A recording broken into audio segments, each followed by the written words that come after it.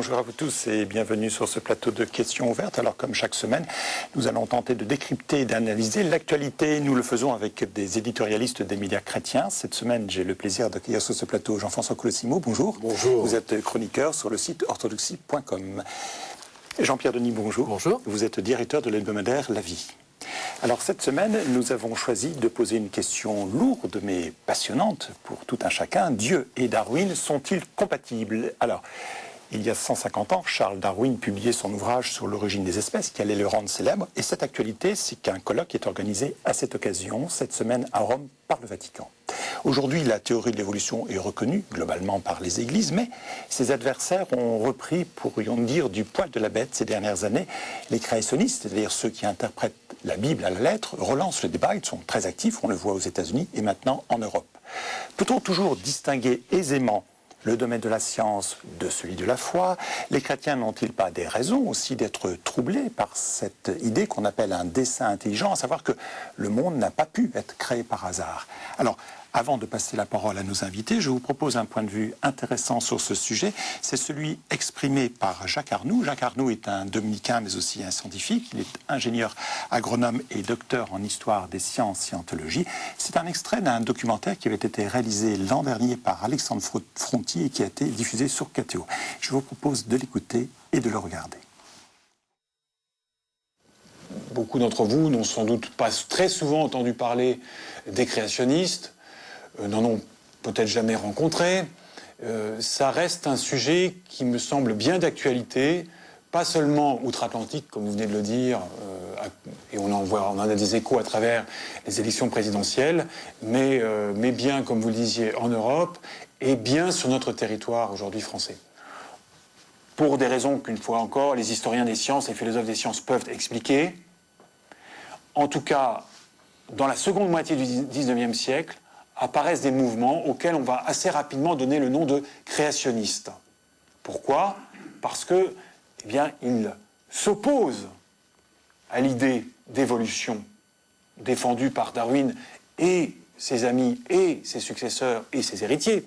La théologie, et même la foi, n'est pas un espèce de truc bien figé, bien fixé, sur lequel on s'assied en disant « ça y est, je suis tranquille ». La théologie, et je choisis bien le mot, théologie, le dire Dieu, le métier de théologien, qui est le métier de tout croyant, vous le savez bien, n'est pas un métier de répétiteur, de perroquet. C'est un métier de chercheur. Quelle est, dis-moi ta foi aujourd'hui, après avoir visité la galerie de l'évolution, après avoir entendu Hubert Reeves, Albert Jacquard, André Braic, enfin tous ces scientifiques qu'on entend régulièrement à la télévision, à la radio, et qui vont peut-être bousculer. Comment dire Dieu? Comment dire l'homme créé quand on nous dit qu'il a 98% de gènes en commun avec le singe? Je crois profondément qu'on peut dire Dieu créateur tout en écoutant cela. Alors, nous aurons l'occasion de revenir sur ces différentes prises de position entre ceux qui croient en Darwin, ceux qui croient dans le créationnisme, ceux qui croient dans le dessein intelligent. Nous aurons l'occasion de repréciser ces notions. Mais ma première question, Jean-François Colossimo, avant toute chose, est-ce que les orthodoxes trouvent compatibles Darwin et Dieu? Pour faire court, mais pour poser la question de base. Écoutez, moi je crois que si vous me permettez, Dominique Chivot, d'abord je trouve que je ne vois pas très bien où est la question. Pas sur les orthodoxes, mais sur Darwin. Et je ne crois pas qu'il y ait une croyance en Darwin, qu'il y ait une croyance en la création et qu'il y ait une croyance dans l'intelligent design.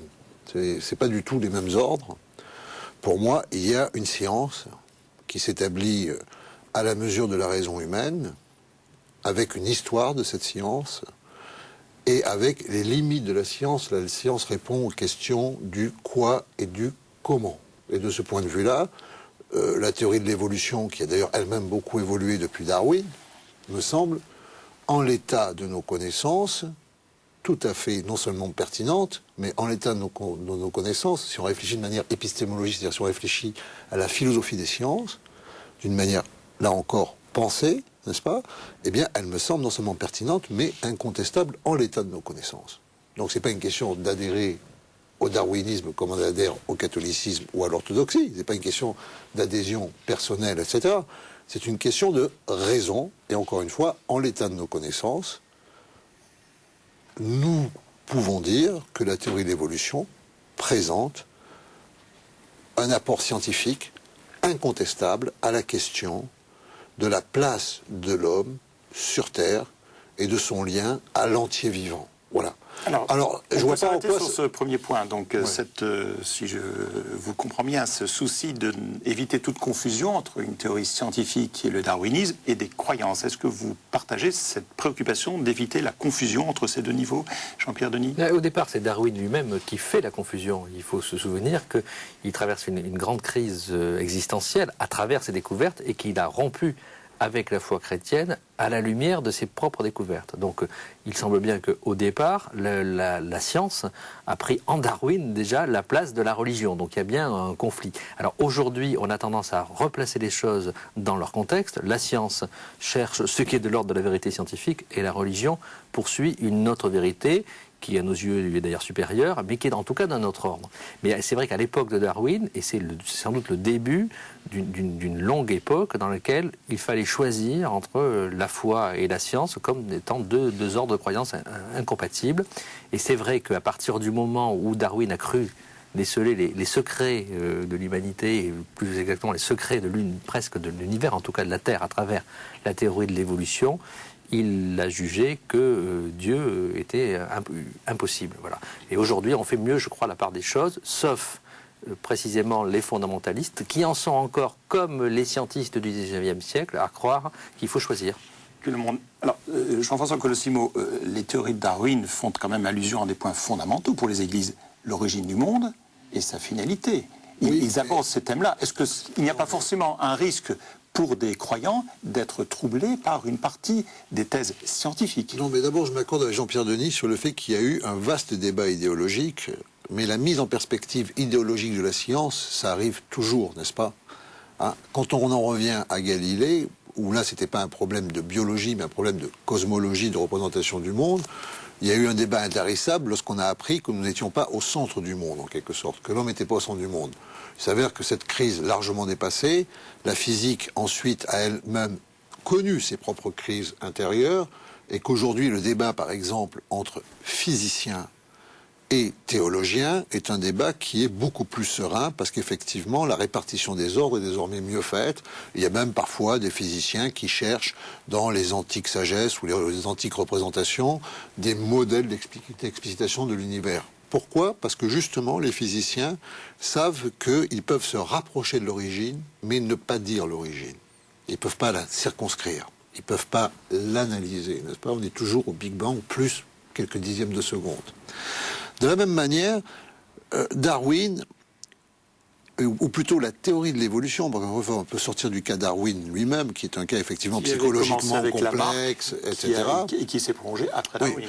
Oui, mais qui s'est prolongé, par exemple, en France, à la figure de l'abbé Breuil, qui était parfaitement catholique, parfaitement prêtre et parfaitement évolutionniste. Donc je crois qu'il ne faut pas non plus... je dirais, opposer forcément les mondes, n'est-ce pas? Donc, moi je crois que l'origine de l'espèce ne dit pas l'origine de l'humanité, parce qu'il faut encore s'entendre sur ce que veut dire humanité. L'apparition de la langue, l'apparition de la sociabilité, l'apparition de la parole, l'apparition de l'intelligence, ce ne sont pas des choses auxquelles finalement la théorie de l'évolution apporte, je dirais, des limitations décisives, puisqu'elles sont difficilement datables, comme par exemple l'apparition du fait religieux ou l'apparition du fait d'inhumer ses morts, qui est un de ces signes d'humanité, n'est-ce pas? Là, on est à peu près perdu là-dessus. En revanche, je trouve qu'il y a des défis intéressants pour le théologien dans la théorie de l'évolution, mais sans non plus vouloir la raisonner, sans non plus vouloir la prendre pour soi, cette théorie de l'évolution, sans non plus vouloir la réduire, en faire une espèce de gnose, n'est-ce pas? Mais par exemple, quand vous lisez les Pères de l'Église, pour Maxime le Confesseur, l'homme est un microcosme. Il récapitule l'entier vivant. Intéressant, n'est-ce pas? Vous voyez que les Pères de l'Église n'avaient pas une pensée qui était fondamentalement en désaccord avec une ouverture de la raison qui verrait l'homme comme le couronnement, pour parler de manière biblique, de la création, ou qui verrait l'homme comme l'achèvement de cette chaîne de l'évolution. Mais encore une fois, on n'est pas sur les mêmes registres, et la question de l'origine reste une question toujours ouverte à la métaphysique, à la philosophie, à la révélation, et je crois qu'il n'y a aucun scientifique sérieux aujourd'hui qui mettrait en forme idéologiquement cette question de l'origine pour s'opposer à d'autres discours. Alors, Jean-François Colosimo dit bien que les scientifiques ne vont pas jusqu'à l'origine, au début de ce fameux Big Bang. Alors, du coup, quand je lis ce qu'a dit le cardinal Levada, qui inaugurait ce colloque au Vatican, quand il dit « quelle que soit la façon dont la création s'est déroulée et a évolué, Dieu est en fin de compte le créateur de toutes choses ». Est-ce que ça veut dire que le religieux, par sa croyance, peut, lui, apporter une réponse à ce que n'apporte pas le scientifique ? Sur l'origine du monde. Je crois que sans cela, il n'y aurait tout simplement pas de avec donc un risque de se substituer aux scientifiques. Mais je ne vois pas en quoi c'est une substitution. Ce sont deux éléments qui ne sont pas du même ordre, deux vérités qui ne sont pas du même ordre. Donc je crois que penser que l'homme a été créé par un Dieu créateur, c'est fondamental dans le christianisme. C'est vrai que ça fait partie vraiment du credo, et c'est vrai que c'est un article du credo qui est probablement discuté, ou plutôt pas reconnu par beaucoup de croyants qui sont mal à l'aise avec ça. On a du mal aujourd'hui avec un Dieu créateur. Mais à mon avis, c'est plus un problème, encore une fois, de foi chrétienne que de rapport à la science. Il me semble qu'il faut faire la distinction entre ces deux éléments. Le Dieu créateur, il est fondamental pour le christianisme, et ce n'est pas en décrivant l'évolution des espèces qu'on peut remettre en cause en soi cette foi chrétienne. Ce sont des vérités qui ne sont pas du même ordre. D'autant plus que, moi ce qui me frappe beaucoup, c'est qu'on discute beaucoup de l'origine des espèces, c'est-à-dire on s'arrête sur le mot origine. Mais il y a quand même un autre débat qui est aussi très intéressant et qui a traversé le darwinisme ou le post-darwinisme. Quand on parle de darwinisme, c'est l'évolution des espèces. Est-ce que cette évolution due au hasard ou pas aussi, voilà. Et alors justement, est-ce que cette évolution a conduit à la sélection des meilleurs naturels? Et certains ont lu le darwinisme pour en faire la base d'un véritable racisme. Donc on peut avoir une interprétation raciste du darwinisme. La sélection des espèces sélectionne les meilleurs. Et je vois que depuis quelque temps, on essaie de réhabiliter en quelque sorte le darwinisme en disant qu'au contraire, l'émergence de la conscience morale qui se développe au fur et à mesure que l'humanité progresse, ou qui se développerait, on pourrait en discuter, serait la preuve d'un darwinisme moral. Alors ça prouve qu'il y a quand même aussi beaucoup à prendre et à interpréter, y compris d'un point de vue scientifique, dans la théorie de l'évolution elle-même. Est-ce qu'il n'y a pas toujours le risque, Jean-François Colosimo, que des savants se transforment en quelque sorte en théologiens en voulant tout expliquer, y compris les origines et les finalités, et qu'inversement, il y a toujours la tentation des religieux de vouloir apporter des pseudo-thèses scientifiques, on le voit avec les créationnistes? Le créationnisme, c'est-à-dire, encore une fois, on l'a dit, qu'il y ait un Dieu créateur, que ce Dieu crée ex nihilo, c'est tout à fait un dogme essentiel de la foi chrétienne. Maintenant, comment ce créateur a-t-il créé? Il y a le récit de la Bible lui-même suggère que la création, comme le disait superbement saint Augustin, n'est-ce pas? Quand est-ce que Dieu a créé le monde? Il n'a pas créé le monde à un moment, parce que quand il a créé le monde, il a créé le temps.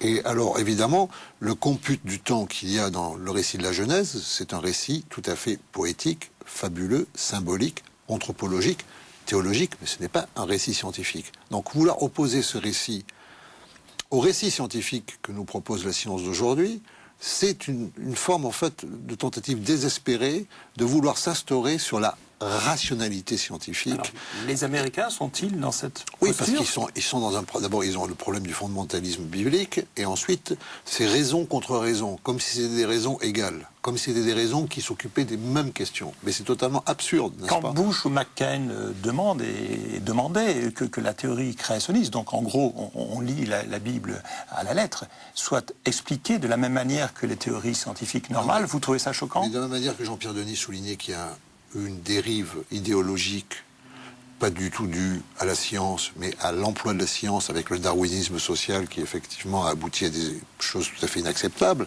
De la même manière, le créationnisme, c'est pas le créationnisme pour le créationnisme. Les défenseurs de l'intelligent design, c'est un peu comme les lefévristes avec la messe en latin. C'est l'arbre qui cache la forêt. C'est toute une conception du monde et de la politique qui est derrière.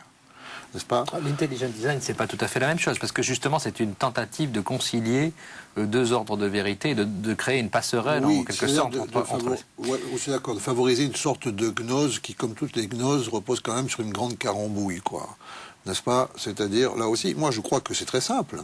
On peut tout à fait être chrétien et s'intéresser à la théorie de l'évolution pour ce qu'elle est, en sachant en plus que c'est une théorie qui est forcément mobile, puisque la science, par définition, n'est-ce pas, n'est pas fixe, que nous ne sommes pas au bout de ce chemin, de la même manière qu'en physique, nous avons vu que nous n'étions pas au bout de ce chemin, et que, en fait, ce qui est intéressant derrière, c'est plutôt la redécouverte de la notion de l'unité du vivant. Et cette notion de l'unité du vivant, encore une fois, elle est très présente chez les pères de l'Église, n'est-ce pas? L'homme n'est pas un vivant séparé du reste du vivant. Il en est bien le couronnement. Alors là, je crois qu'il y a un pont qui peut être jeté, qui ne serait pas du point de vue de la création, mais du point de vue de l'anthropologie. Cette familiarité de l'homme avec le reste du cosmos, c'est quelque chose qui m'intéresse, moi. Jean-Pierre Denis, vous y faisiez allusion sur la fameuse notion de dessein intelligent, c'est-à-dire que ceux qui propagent cette thèse, en quelque sorte, admettent la théorie de l'évolution, mais veulent y mettre un grand architecte au-dessus. Est-ce qu'il n'y a pas là également le risque qu'il y ait une sorte de demi-mesure qui séduise les chrétiens notamment? Je vois une interview du cardinal Schönborn, l'archevêque de Vienne, qui avait fait beaucoup de bruit en son temps quand elle était parue dans le New York Times en 2005. Il disait: la vie est si complexe qu'il a forcément fallu une intervention du Créateur dans l'évolution des espèces. C'est pas le dessein intelligent, ça, qui vient chapeauter en quelque sorte le darwinisme? En tout cas, je pense que c'est un débat passionnant et qui, de fait, traverse l'Église catholique encore aujourd'hui, même si tout le monde admet l'évolution des espèces. Est-ce que cette évolution a un sens? Est-ce qu'elle est conduite ou pas? Là, il y a un véritable débat qui traverse donc l'institution catholique, y compris parmi des scientifiques se réclamant du christianisme. La vraie question qui est derrière tout ça, c'est quand même, est-ce que la vie a un sens? Et évidemment, la science a posé la suspension du sens. On met de côté la question du sens et les chrétiens arrivent avec cette question qui pour eux est fondamentale et que de toute manière on a cherché à évacuer au cours des derniers siècles, non seulement par la science mais je dirais aussi par l'économie. La crise économique qu'on traverse, il faut se souvenir que c'est d'abord une crise du libéralisme et que le libéralisme est né précisément au moment des guerres de religion comme une volonté de suspendre la question du sens. On met le sens de côté parce que dès qu'on commence à parler du sens de la vie, on finit par se battre et donc on va arriver à une conception purement matérielle de l'existence et là nous aurons un nouveau bonheur, une paix, une prospérité. On voit qu'aujourd'hui tout ça est remis en cause et revient la question du sens. Et donc le dessein intelligent essaie de répondre à cette question du sens en disant mais il y a un Dieu créateur qui est en quelque sorte effectivement au-dessus de l'évolution des espèces et qui a conduit tout ça. À mon sens, se pose alors une nouvelle question qui est celle de la liberté. Et là, il y a une vraie question, je trouve, pour nous, les chrétiens, par rapport à la théorie de l'évolution des espèces, puisque la liberté qui est pour nous première et fondamentale, est-ce qu'elle est en quelque sorte, on peut l'insérer dans cette théorie ou est-ce qu'on ne peut pas l'insérer? Donc il y a des débats qui sont de fait, à mon avis, absolument passionnants et qui ne peuvent pas être résolus et en tout cas qui ne seront pas, qu'on ne peut pas résoudre par les caricatures à l'américaine d'une interprétation littérale de la Bible. Ce qui est d'ailleurs assez amusant, c'est que vous parliez des pères de l'Église, mais dès le début, les pères de l'Église ont expliqué que dans la Bible, il y avait plusieurs niveaux de lecture, qu'il fallait situer chaque niveau de lecture à sa juste place et ne pas confondre un récit de la Genèse qui raconte la création d'une manière, on va dire, qui forme un mythe, en fait, le mythe de la création, avec un texte scientifique et descriptif. Alors, comme il y a la Bible en arrière-plan, Jean-François Colosimo, est-ce qu'on n'est pas dans le cas de figure de toutes ces religions aujourd'hui qui sont confrontées à ce débat? Est-ce qu'on fait une interprétation à l'esprit ou à la lettre des textes sacrés? Et est-ce qu'on n'a pas le même problème dans toutes les religions? La tentation du littéralisme est une tentation qui n'a jamais habité le christianisme, pour une simple et bonne raison, c'est que le christianisme suppose lui-même une relecture de ce qu'on appelle l'Ancien ou le Premier Testament, à la lumière de l'événement de l'incarnation. Donc, cette littéralité, elle n'a jamais... Il y a bien des églises évangéliques américaines qui croient que le monde a été créé en 6 jours. Non, mais elle n'a jamais existé jusqu'à ce qu'apparaisse effectivement ce fondamentalisme, ce littéralisme au sein du christianisme, au sein du christianisme américain. Et c'est bien là qu'est née aussi cette espèce d'affrontement pied à pied avec la revendication, une certaine revendication positiviste, n'est-ce pas, de la science. Mais là, c'est idéologique.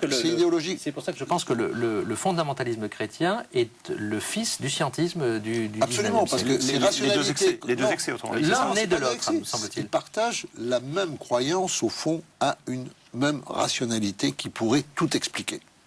N'est-ce pas? Alors, les uns pensent que tout est dans la Bible, les autres pensent que tout est dans la science. Ou dans ce qu'ils pensent être la science, d'ailleurs, parce que moi, je connais des scientifiques qui sont quand même un peu plus prudents que ne l'étaient les positivistes du XIXe siècle. Encore une fois, ce sont des emplois idéologiques qu'il y a derrière. Pour revenir à cette idée fondamentale, quand même, n'est-ce pas, qu'il y a un principe d'incertitude dans l'homme. Plutôt que de regarder le problème de la téléologie, c'est-à-dire des fins dernières. Est-ce que nous avons un sens parce que nous avons une finalité? Je trouve que la théorie de l'évolution, c'était l'opinion de Teilhard de Chardin, souvent décriée, peut-être à raison, mais c'était son opinion, et c'était l'opinion de pas mal de ses disciples. C'est que ça éclaire aussi un peu autrement ce sentiment qui existe un peu dans tous les corps religieux, que le monde a subi une fêlure originelle, qu'il y a une brisure, que nous ne sommes pas là où nous devrions être, nous ne sommes pas dans le monde où nous devrions être, n'est-ce pas? Et dans la théorie de l'évolution, il y a quand même cette idée qu'il y a une tragédie à l'œuvre. C'est pour ça que je ne crois pas qu'elle exclut l'idée de liberté, n'est-ce pas, hein? Et même si effectivement elle n'apporte pas de réponse à la question du pourquoi. Mais elle n'exclut pas la liberté, elle place au contraire un vaste champ d'incertitude face à elle, et ça c'est plutôt pas mal, n'est-ce pas? C'est plutôt pas mal parce que chez Maxime le Confesseur, encore une fois, il ne faut pas confondre, chaque chose est frappée d'un logos, d'une raison d'exister, mais encore il faut que chaque chose trouve son mode d'exister. Le passage de la raison au mode d'exister, c'est là où se joue la liberté de l'homme. Nous aurons l'occasion de revenir et de prolonger ce débat fort intéressant, mais il est temps maintenant de passer à notre rubrique à la une. Jean-François Colosimo, en dehors de ce riche débat sur la théorie de l'évolution, qu'est-ce qui vous a frappé cette semaine? Eh bien, ce qui m'a frappé, c'était l'attente dans laquelle étaient finalement les médias, la librairie, les lecteurs, d'une parole de Régis Debray. Il a fait la couverture de La Vie, un dossier spécial. Son livre, Le Moment Fraternité, est un livre très important. Je pense que tous les gens de foi auront intérêt à lire ce livre d'un homme de fidélité, on va dire, n'est-ce pas? Et c'est un livre très important parce que cette notion de fraternité, il l'explore dans toutes ses conséquences anthropologiques, ses conséquences polémiques au sujet des droits de l'homme aujourd'hui, et devant le vide de sens, justement, auquel nous faisons face. Et c'est un livre tout à fait exceptionnel chez Gallimard qu'il faut lire. Alors pour Jean-François Colosimo, une référence à un auteur, Régis Debray, et pour vous, Jean-Pierre Denis? L'actualité, me semble-t-il, était marquée cette semaine par une accélération de la prise de conscience de la crise économique mondiale. Je crois qu'il s'est joué ces derniers jours quelque chose d'absolument décisif. Il me semble qu'on constate que toutes les réponses d'ordre purement technique qu'on a essayé d'apporter depuis 6 mois ont montré leurs limites. Plus on marche, plus on s'enfonce dans des sables mouvants. On est dans une crise du sens, ce qui rejoint la question que nous avons abordée au cours de cette émission. Tout à fait. Nous passons à notre dernière rubrique, En bref. Alors, tout d'abord, quelques chiffres. L'annuaire pontifical, qui est cette publication qui paraît chaque année, qui donne en quelque sorte une photographie de l'Église catholique dans le monde, donc est sorti à Rome ces derniers jours. Et donc, ces données, il faut les noter, elles se réfèrent à l'année 2007. Il y a toujours un décalage. On constate des progressions globales, mais avec toujours des disparités selon les continents. Ainsi, le nombre de catholiques se croît de plus 1,4% dans le monde. Donc, on a une croissance qui continue, ce qui fait en gros 1,100 milliards et des poussières, 17,3% de la population mondiale. On pourrait compléter, bien sûr, en donnant les autres chiffres des autres confessions chrétiennes, mais je ne veux pas vous abreuver de chiffres. Je veux surtout constater que, pour la première fois, il y a une légère diminution des catholiques sur le continent américain. Autre référence constante, celle du nombre de prêtres, côté nombre de prêtres, donc durant la période 2000-2007, là on peut élargir le regard, l'Afrique et l'Asie montrent un dynamisme assez soutenu, plus 27% d'un côté, plus 21% de l'autre. L'Amérique est stationnaire, tandis que là, c'est une constante depuis un certain nombre d'années, l'Europe continue d'enregistrer des taux de croissance négatifs, moins 5%. Alors je voudrais passer à l'autre sujet qui est un petit peu le feuilleton depuis plusieurs semaines, celui sur la réintégration des évêques de la fraternité Saint-Pie X et les dernières actualités. On a le sentiment qu'ils ne sont pas prêts à accepter le Concile Vatican II, d'après ce qu'ils déclarent en tout cas. C'est ce qui ressort de leur lettre qui avait été adressée à Benoît XVI le 29 janvier pour remercier le pape de la levée des excommunications. Il parle notamment, je cite, des doctrines en opposition avec le magistère de toujours. Alors, autre citation, celle de Monseigneur Fallet, plus récente encore, les acquis de Vatican sont de pure perte, a-t-il répété à un journal allemand. Les fruits du concile ont été de vider les séminaires, les noviciats, les églises. Alors, je m'arrête un instant pour vous demander en 2 mots, vous êtes optimiste ou pessimiste sur la réintégration des évêques de la fraternité? D'abord à vous, Jean-Pierre Denis. Je crois que la façon même dont la levée des excommunications a été menée, c'est-à-dire ce qu'on appelait l'affaire Williamson, a rendu les choses en réalité beaucoup plus compliquées aujourd'hui qu'elles ne pouvaient l'être il y a quelques années. Par exemple, après le motu proprio libéralisant la messe selon l'ancien rite antérieur à Vatican II, aujourd'hui l'affaire est beaucoup plus mal engagée, elle est beaucoup plus complexe.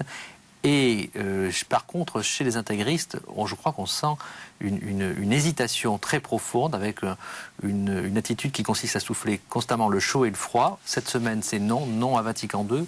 Demain, ça peut être oui, du moins oui pour certains d'entre eux. Mais Rome, cette fois-ci, sera sans doute beaucoup plus exigeant. Je n'embêterai pas le représentant de orthodoxie.com sur cette question et il me reste donc à vous remercier d'avoir participé à cette émission. Je vous donne rendez-vous la semaine prochaine, mais je vous propose bien entendu d'aller sur notre site www.ktotv.com. Je vous souhaite un très bon week-end. À très bientôt.